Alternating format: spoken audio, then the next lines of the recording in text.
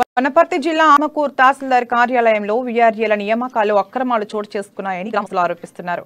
ఒకే వ్యక్తికి 2 ఉద్యోగాలు ఇవ్వడంపై గ్రామస్తులు అధికారులపై మండిపడుతున్నారు. ఆత్మకూరుకు చెందిన అబ్బులు ముహీద్ స్థానిక తహసీల్దార్ కార్యాలయంలో గత 12 సంవత్సరాలుగా అవుట్ సోర్సింగ్ కంప్యూటర్ ఆపరేటర్ విధులు నిర్వర్తిస్తూనే మరోవైపు ఆత్మకూరు వీఆర్ఏగా జీతం పొందుతున్నాడు.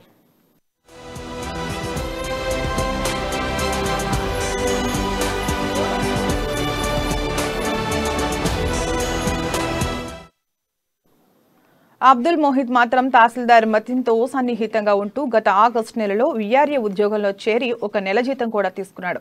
ప్రభుత్వ నోటిఫికేషన్ జారీ చేయకుండానే కారుణ్య నియామకాల పేరుతో తప్పుడు ధ్రువపత్రాలు సృష్టించి అబ్దుల్ మొహీద్ ఉద్యోగం సంపాదించాడు. ఇదే మండలంలోని 2 వ్యక్తులకు వీఆర్ఏ ఉద్యోగాలు కట్టబెట్టారు. ఒక్కో పోస్టుకు 5 లక్షల రూపాయల నుంచి 7 లక్షల రూపాయల ముడుపులు ముట్టినట్లు ఆరోపణలు వినిపిస్తున్నాయి. రాష్ట్రంలో లక్షలాది మంది నిరుద్యోగులు ఉన్నత చదువులు చదివి ఉద్యోగ ఉపాధి అవకాశాలు లేక ఆత్మహత్యలు చేసుకుంటుంటే అర్హులైన కుటుంబాలకు కారుణ్య నియామకాలు చేపట్టడం వదిలేసి లంచాలు తీసుకుని అనర్హులకు ఉద్యోగాలు ఇవ్వడం పట్ల వీఆర్ఏ సంఘాలు ఆగ్రహం వ్యక్తం చేస్తున్నారు.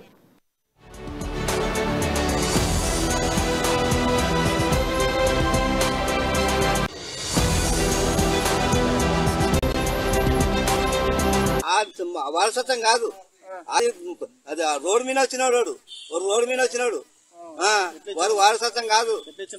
ఎట్లా ఇచ్చిండ్రు ఇట్లనే గట్టి చేసి ఇచ్చిండ్రు సార్. మా వాళ్ళు గట్టి చేసి ఇచ్చిండ్రు.